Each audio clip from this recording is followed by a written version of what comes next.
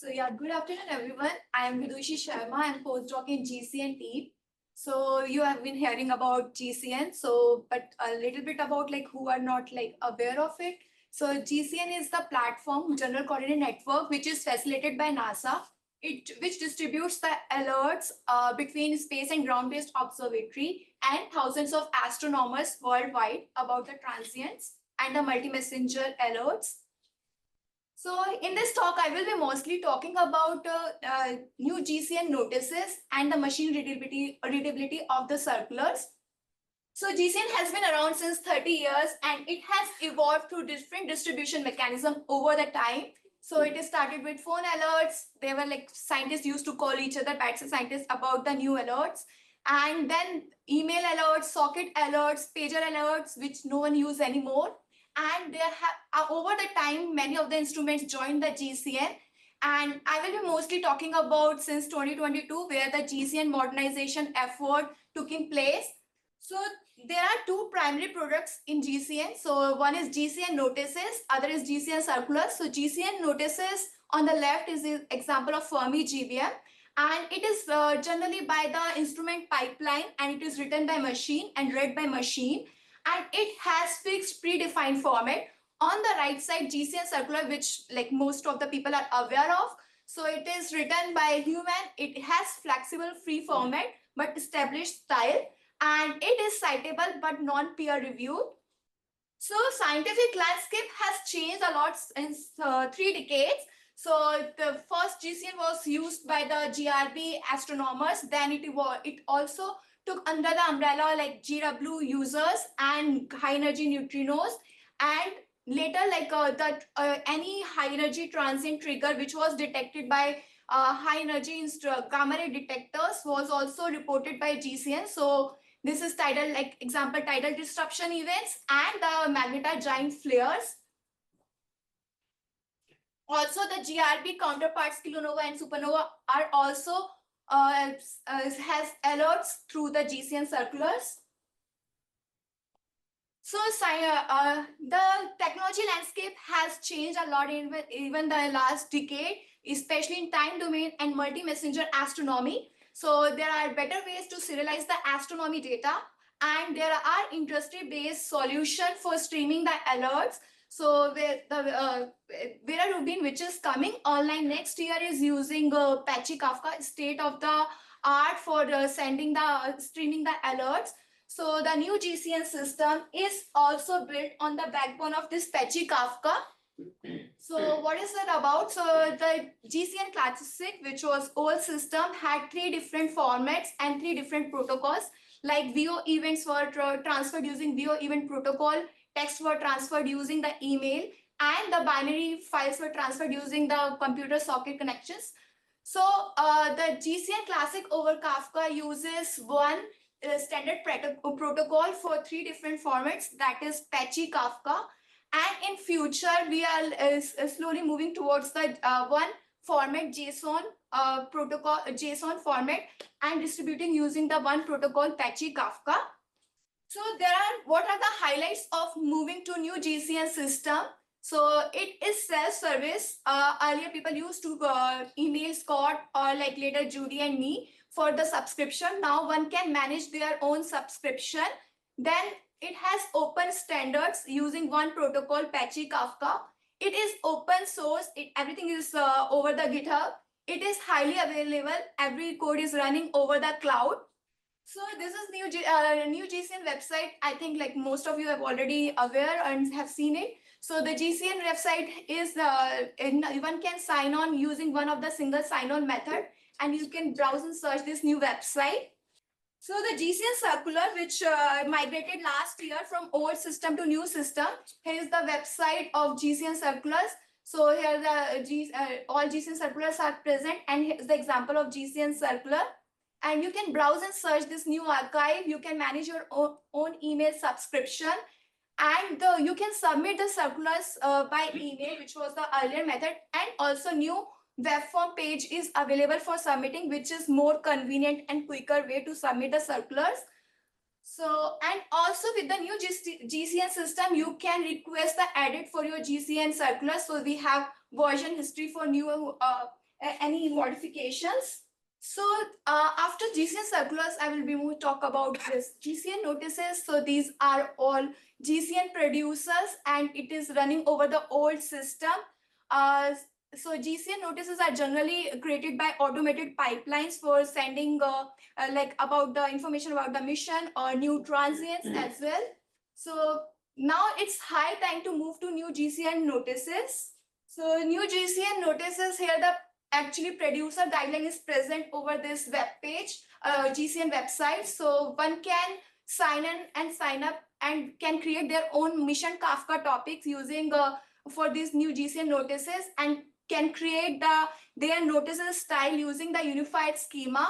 So these GCN notices are streamed by Kafka, and they have this fixed format JSON, and we are also in exceptional cases VO event format is also possible.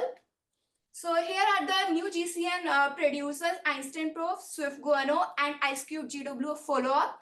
And with the new GCN Swarm and KM3 net notices are under progress.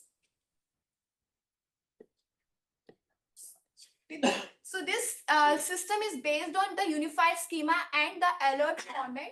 So we have JSON core schema where we have already defined consistent fees and the units, so that there is like easy standard way of cross correlation of the data across missions.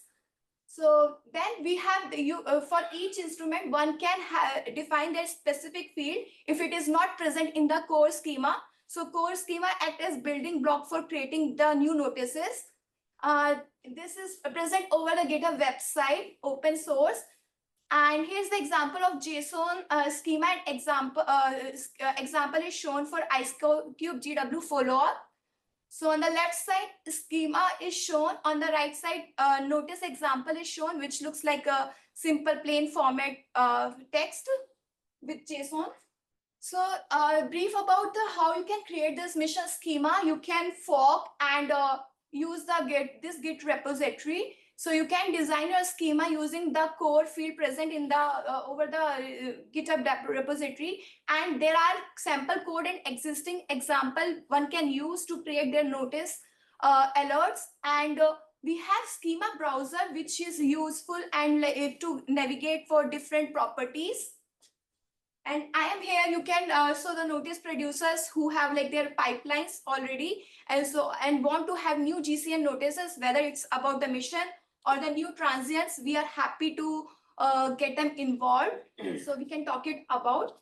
So now moving on to GCN circulars. So for the, again, jumping back to the circulars. So on the left side, GCN circular example is shown. So we have we have tried the large language model for the GCN circulars. So GCN circulars are human written, flexible, and unstructured alerts.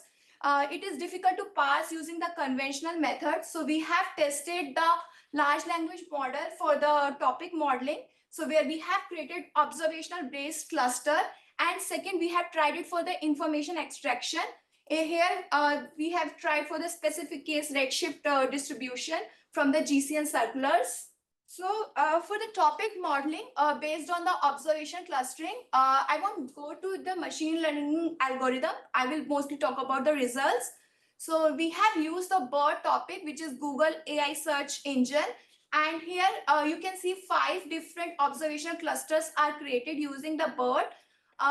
So here UMAP or 2D map of GCN circular is shown, where each data point represents the GCN circular. So the orange color shows the optical observation, which is clustered nicely, and the green color is high energy observation. Red one is gravitational wave observation. Purple is radio observation. So we have created 5 different topics using this machine learning tool.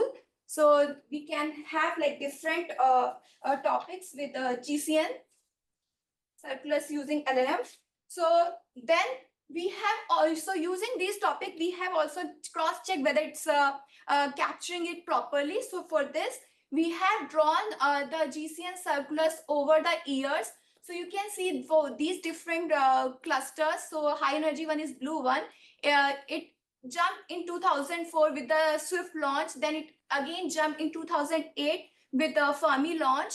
Then the optical cluster shown in yellow color. So you can see directly like in 2004 with the Swift launch, there have been like more optical follow-ups possible. And in purple, gravitational wave cluster is shown. So you can see that the gravitational wave cluster started in 2015, and there are like during the maintenance time between O1, O2, O2, O3, there is a gap. So you can see like the machine learning captures this clustering properly. So in another example, using the machine learning, we have tried the information extraction. So here on the below, so we have also cross-checking this. We have already Swift GRB table, so we can check the accuracy of this machine learning application. So we have, so here we have asked 3 questions for each GCN circular. What is the redshift information? What is the GRB name? And what is the telescope name? So here on the below table is shown where like what is the actual value was reported in the Swift table and what was the predicted value from the machine machine learning tool was prompted. So we used prompt tuning for this.